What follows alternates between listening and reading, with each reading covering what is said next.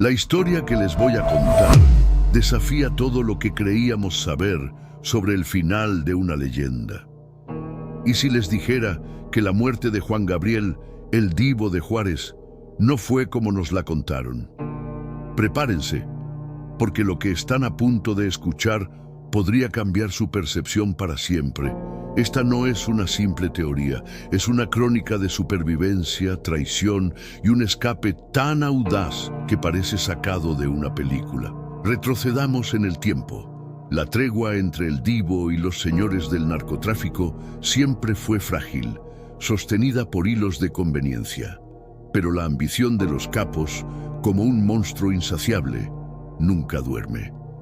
Con el ascenso de figuras como el Chapo y la sombra persistente de Caro Quintero, las reglas del juego cambiaron drásticamente. Lo que antes eran favores discretos, pequeños paquetes transportados bajo el radar, se transformó en una demanda voraz. Querían el negocio grande. El ultimátum llegó sin rodeos, entregado por un emisario con el rostro tallado en piedra. Las palabras resonaron como una sentencia. Tus aviones ya no son para mariachis, Alberto, son para toneladas de amapola con destino a los Estados Unidos. Exigían su ruta más segura, su escudo de celebridad para inundar el mercado americano. Querían que el Divo se convirtiera en su principal contrabandista aéreo. La respuesta de Juan Gabriel fue un no rotundo, innegociable. Podía moverse dentro de las fronteras de México, un juego peligroso que ya conocía, pero cruzar el espacio aéreo estadounidense con esa carga era una línea que jamás cruzaría. Era una traición a su público, a su carrera, a sí mismo. Era vender su alma a un nivel que ni en sus peores pesadillas había contemplado.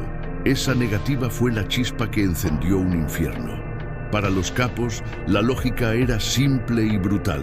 Si no estás con nosotros, estás en nuestra contra. Peor aún, te conviertes en un obstáculo que debe ser eliminado.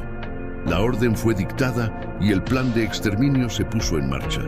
La sentencia era clara: asesinar al Divo de Juárez, culpar a un cartel rival y finalmente apoderarse de sus preciadas y seguras rutas aéreas. La vida de Alberto Aguilera Valadez, de repente, tenía una fecha de caducidad, pero el destino, a veces, juega sus propias cartas. Un aviso llegó susurrado al oído del Divo. Un piloto, un hombre leal que le debía la vida por favores del pasado, le reveló el plan mortal de los cárteles. Alberto, el poeta que tantas veces le había cantado a la muerte en canciones como Amor Eterno, no estaba dispuesto a dejar que otros escribieran el final de su historia. Decidió tomar el control de su propio epitafio. 6 meses antes de aquel fatídico 28 de agosto de 2016, comenzó a tejerse la trama más grande de su vida, la de su propia muerte. No fue una decisión impulsiva, fue una sinfonía de engaño perfectamente orquestada. Se necesitaba un escenario convincente, un médico cómplice dispuesto a arriesgarlo todo y una cortina de humo mediática tan densa y abrumadora que nadie se atreviera a mirar con demasiado detalle. La elección del lugar fue estratégica, su mansión en Palm Springs, California. En sus últimos días públicos, el Divo se aseguró de dejar un rastro de actividad, migajas de pan para distraer a los lobos que lo acechaban. Apariciones, mensajes, todo formaba parte del guión. Cuando llegó el día crucial, su equipo más cercano, un círculo de confianza forjado en acero, ejecutó el plan con una precisión milimétrica. Antes de que el mundo escuchara la noticia de su paro cardíaco, un helicóptero silencioso, un fantasma en la noche californiana, lo sacó de la mansión. El cuerpo del que todos hablarían, el cuerpo que el mundo lloraría, simplemente nunca estuvo allí. El protocolo del funeral fue una obra maestra del secretismo. Se anunció una cremación inmediata citando los deseos del artista. Las cenizas, o lo que se dijo que eran, llegaron a Ciudad Juárez en una urna sellada, custodiada celosamente por las autoridades. Los cárteles, acostumbrados a la violencia explícita, a los mensajes escritos con sangre, quedaron desconcertados por esta muerte natural. Buscaron conspiraciones, interrogaron a sus informantes, pero la evidencia médica, aparentemente sólida, y el luto nacional eran una barrera infranqueable. Solo 3 personas en el mundo conocían la verdad absoluta: el divo, su piloto leal y una tercera figura clave. El ataúd que recorrió México estaba vacío. El mito había nacido. Juan Gabriel se había condenado a sí mismo a un exilio en el silencio. Su nuevo hogar estaba a miles de kilómetros de los escenarios y los aplausos, en un archipiélago remoto. Un pequeño paraíso anónimo donde el nombre de Juan Gabriel no significaba nada. Allí se transformó. Su casa era modesta, su vida deliberadamente monótona. Atrás quedaron los mariachis, las luces de neón y el piano de cola que era una extensión de sus manos. Ahora, su única compañía era el murmullo constante del océano Pacífico y el eco de sus propias canciones que resonaban en la soledad de su mente. Adoptó una nueva identidad.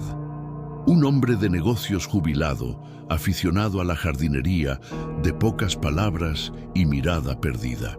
El precio de su libertad era el silencio absoluto, la invisibilidad.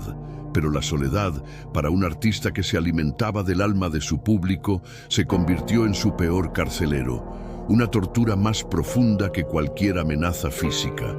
El hombre que llenaba estadios ahora vivía en la ausencia total. Sin embargo, el peligro seguía siendo más real que su melancolía. A través de reportes cifrados, su fiel piloto le confirmaba sus peores temores. Los capos no estaban del todo convencidos. La muerte del divo había sido demasiado conveniente, demasiado limpia. Sus redes de inteligencia seguían activas, olfateando cualquier rastro, por débil que fuera. Juan Gabriel lo sabía, la farsa solo le había comprado tiempo. Y entonces llegó el primer mensaje. Un año después de su muerte, uno de sus antiguos aviones, ahora administrado por testaferros, fue interceptado con un cargamento de droga. No fue una coincidencia. Era un mensaje sutil, pero inequívoco. Sabemos que tu red sigue operando. Sabemos que sigues vivo en alguna parte. La ira de los cárteles no había disminuido, solo estaba esperando el momento oportuno. El golpe de gracia, el que heló la sangre del divo, llegó de la forma más inesperada. Mientras caminaba por un mercado local en su isla, en un rincón olvidado del mundo, encontró una nota. Doblada discretamente, contenía una sola línea de una de sus canciones más icónicas. No tengo dinero ni nada que dar. Junto a la frase, un pequeño y rudimentario dibujo de un avión a reacción. El mensaje era aterradoramente claro. Lo habían encontrado. El juego del escondite había terminado. Para el divo de Juárez, el último acto de su increíble historia estaba a punto de comenzar. ¿Qué harías si el mundo entero te creyera muerto, pero tus peores enemigos supieran la verdad?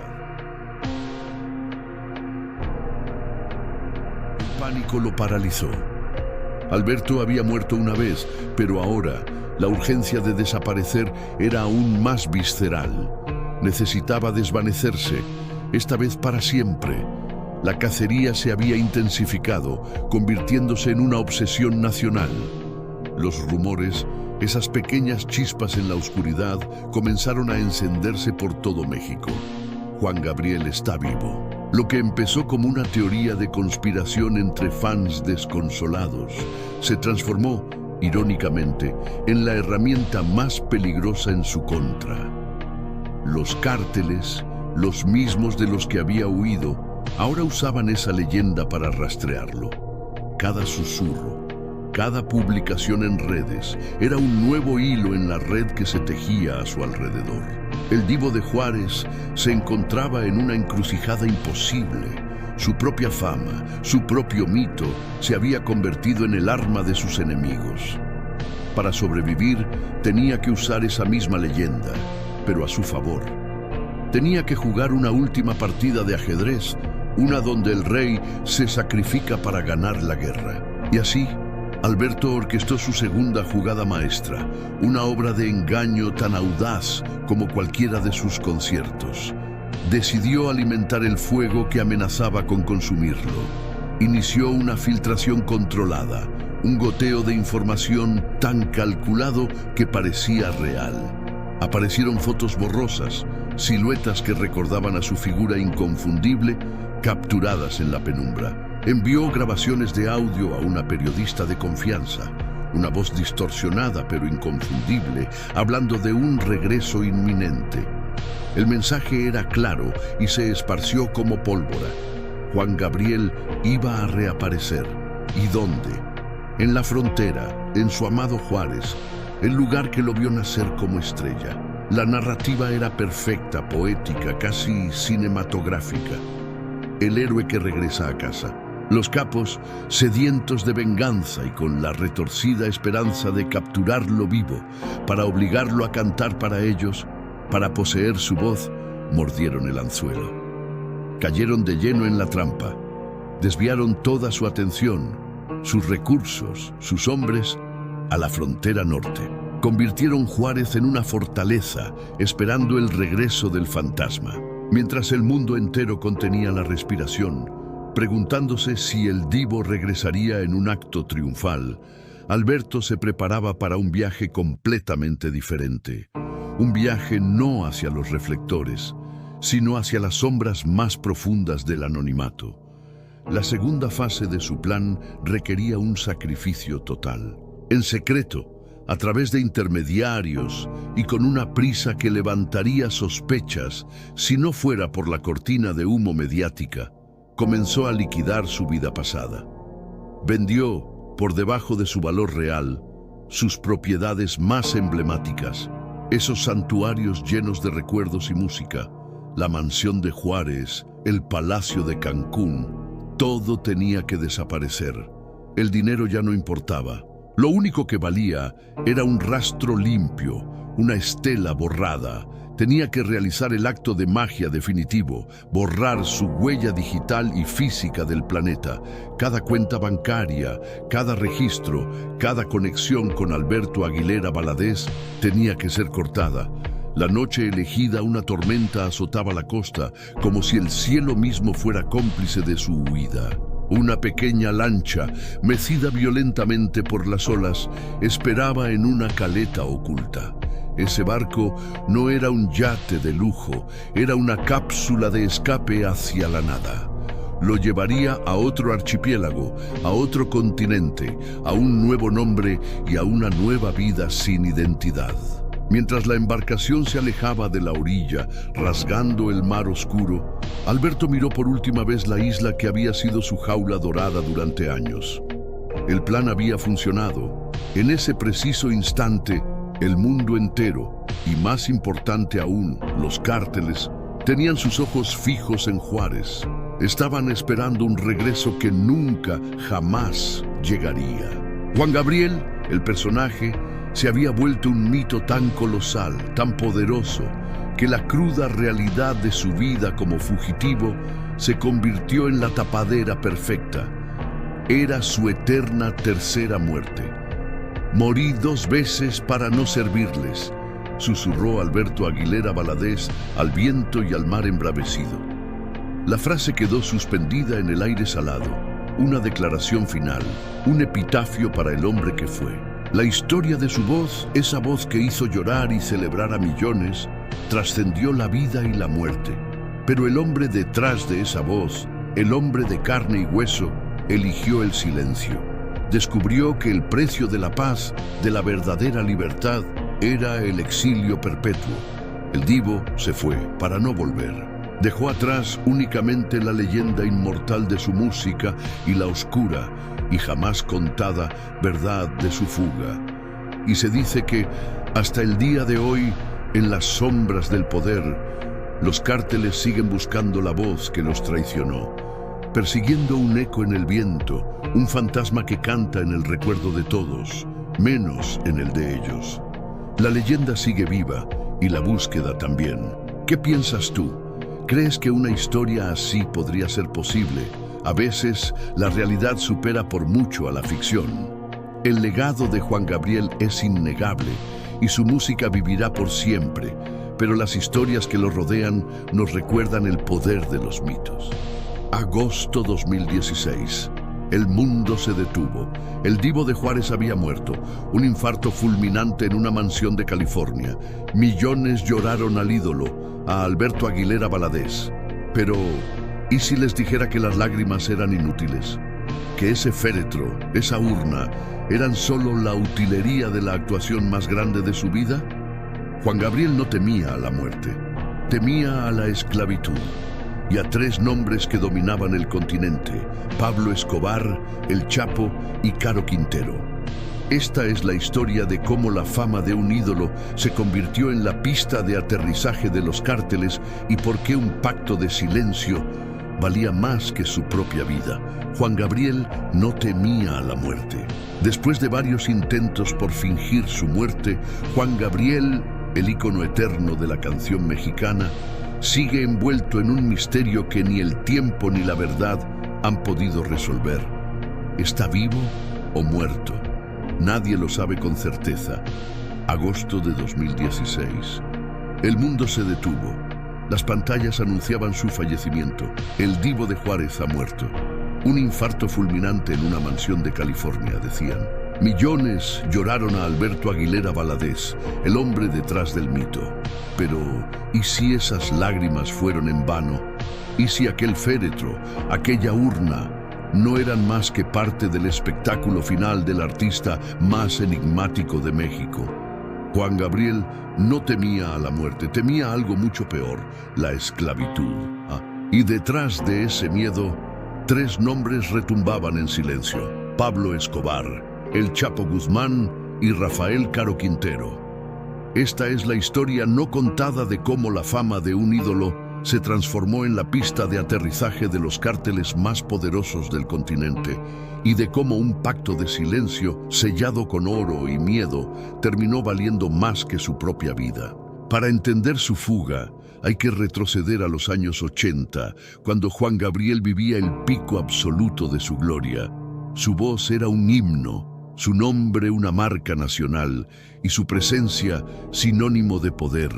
Pero lo que los cárteles vieron en él no fue un artista, sino una oportunidad. El verdadero valor de Juanga estaba en sus aviones privados, jets que cruzaban fronteras con la inmunidad que solo una superestrella podía tener.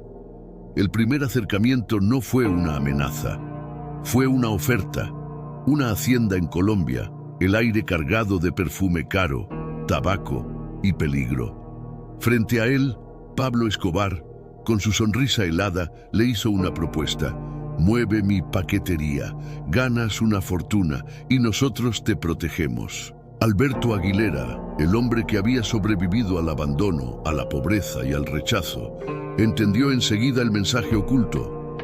Negarse era firmar su sentencia de muerte. A regañadientes aceptó una colaboración mínima: transportar cargamentos solo dentro de México, no cruzar fronteras, no ensuciar más de lo necesario. Así comenzó el infierno disfrazado de gira.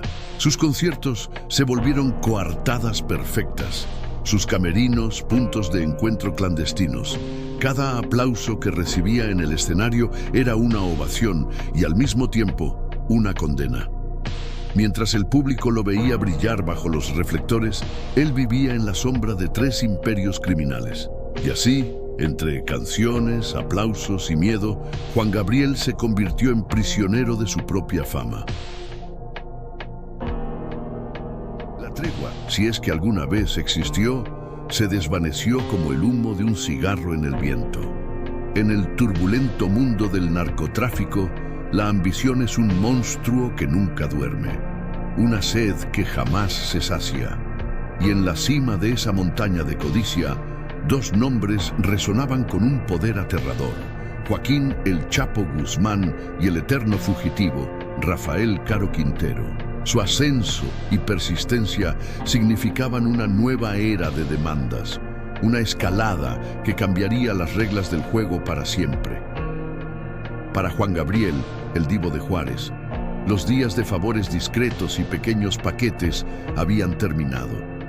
Ya no se trataba de mover unos cuantos kilos dentro de las fronteras mexicanas, un juego peligroso, pero hasta cierto punto manejable. No, el negocio había crecido, se había vuelto monstruoso. Ahora hablaban de toneladas. La escala era industrial y los capos querían la pieza más valiosa del tablero, las rutas aéreas de Alberto Aguilera Valadez. El mensaje no llegó en una llamada telefónica ni en una carta anónima. Llegó con la frialdad de un verdugo, a través de un emisario cuyo rostro parecía tallado en piedra, sin una pizca de emoción.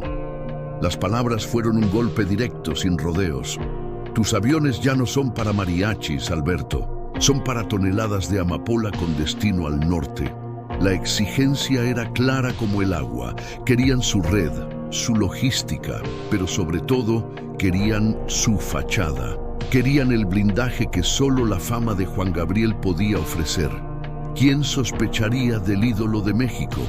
Sus aviones, que antes transportaban músicos e instrumentos, ahora debían convertirse en los vehículos de un imperio de amapola, cruzando todo el norte del país en un flujo masivo y constante.